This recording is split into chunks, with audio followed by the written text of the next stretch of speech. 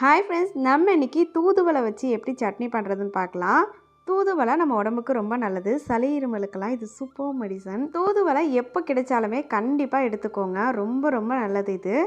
தூதுவளை இலை கொஞ்சம் அதிகமாக கிடைச்சா இது போல் சட்னி ஏதாவது ரெசிபி பண்ணலாம். அப்படி இல்லை ஒரு 4-5 இலை மட்டும் இருக்குது அப்படின்னா கூட அதை க்ளீன் பண்ணிவிட்டு கொஞ்சமாக நல்லெண்ணெய் விட்டு தூதுவளை கொஞ்சமாக உப்பு சேர்த்து நல்லா வதக்கிட்டு அதை அப்படியே சாப்பிட்லாம். அதுவும் நல்லா தான் இருக்கும், உடம்புக்கு ரொம்ப நல்லது.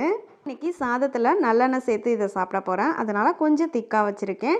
அப்படி இல்லைன்னா கொஞ்சமாக தண்ணி சேர்த்து கலந்துட்டிங்கன்னா இட்லி தோசைக்கு ரொம்ப சூப்பராக இருக்கும். வாங்க இப்போ எப்படி பண்ணுறதுன்னு பார்த்துடலாம். ஒரு கடாயில் கொஞ்சமாக நல்லெண்ணெய் சேர்த்துக்கோங்க. நல்லெண்ணெய் தான் இதுக்கு ரொம்ப சூப்பராக இருக்கும். 1 டீஸ்பூன் ஜீரகம் சேர்த்துக்கலாம். 1/2 டீஸ்பூன் மிளகு, 2 டீஸ்பூன் ஃபுல்லாக முழு தனியாக சேர்த்துக்கிறேன். அப்புறமா ஒரு 3 டீஸ்பூன் போல் உளுத்தம்பருப்பு சேர்த்துக்கலாம். உளுத்தம்பருப்பு ரொம்ப நல்லாயிருக்கும், நிறையவே சேர்த்துக்கலாம். இது எல்லாத்தையும் சேர்த்து நல்லா வறுத்துக்கோங்க. உளுத்தம்பருப்பு லைட்டாக செவந்து வரணும். லைட்டாக உளுத்தம்பருப்பு செவந்ததும் ஒரு 8லேருந்து 10 போல் பூண்டு பல்ல தோல் உரித்து சேர்த்துக்கலாம். காரத்துக்கு நான் ஒரு 6 போல் வரமிளகாய் சேர்த்துருக்கேன். நீங்கள் உங்கள் காரத்துக்கு ஏற்ப அட்ஜஸ்ட் பண்ணிக்கோங்க.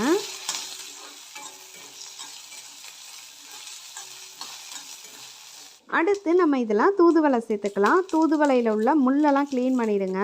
கொஞ்சம் கூட முள் இல்லாமல் கட் பண்ணி எடுத்ததுக்கப்புறமா நல்லா வாஷ் பண்ணி எடுத்துக்கோங்க. இது போல் நான் ஒரு கை நிறைய தூதுவளை சேர்த்துக்கிறேன்.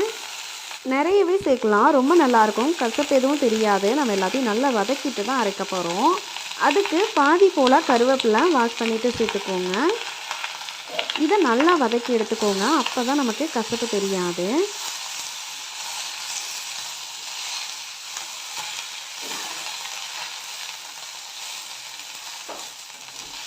இப்போ பாருங்கள், நல்லா வதக்கி வந்துருச்சு. இது போல் வதக்கி வந்தால் தான் கசப்பு இல்லாமல் இருக்கும். இது போல் வதக்குனதும் இதை வேற ஒரு பிளேட்க்கு மாற்றி எடுத்து வச்சுக்கலாம். மறுபடியும் அதே கடாயில் கொஞ்சமாக நல்லெண்ணெய் விட்டு 2 மீடியம் சைஸ் வெங்காயத்தை கட் பண்ணி சேர்த்துட்டு வதக்கிக்கலாம். இதுக்கு பதிலாக சின்ன வெங்காயம் யூஸ் பண்ணிங்கன்னா டேஸ்ட் ரொம்ப சூப்பராக இருக்கும்.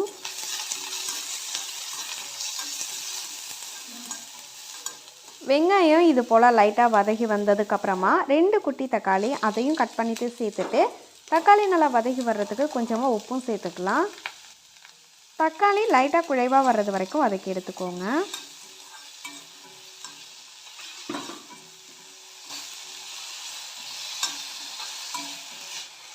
இது போல் நல்லா குழைவாக வந்ததுக்கப்புறமா ஸ்டவ் ஆஃப் பண்ணிடுங்க.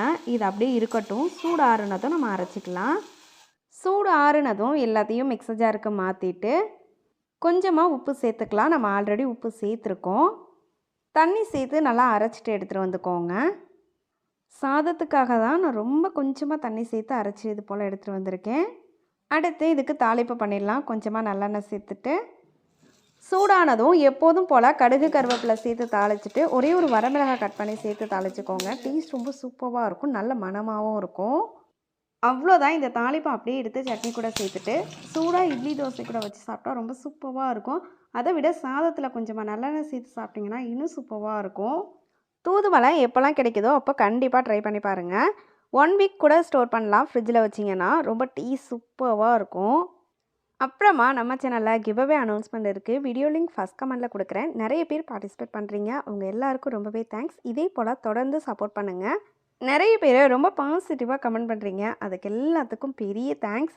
இதே போல் தொடர்ந்து சப்போர்ட் பண்ணிங்கன்னா நம்ம சேனல் சீக்கிரமாக மானிட்டேஷன் ஆகிடும். அதுக்கப்புறம் நம்மளோட கிவ்அவேவும் கொஞ்சம் பெருசாக பண்ணலாம். இப்போதைக்கு என்னால் முடிஞ்சதை பண்ணுறேன். இதே போல் உங்கள் பெரிய சப்போர்ட் எப்போதும் கொடுத்து சப்போர்ட் பண்ணுங்கள். தேங்க்யூ ஃபார் வாட்சிங். Have a nice day.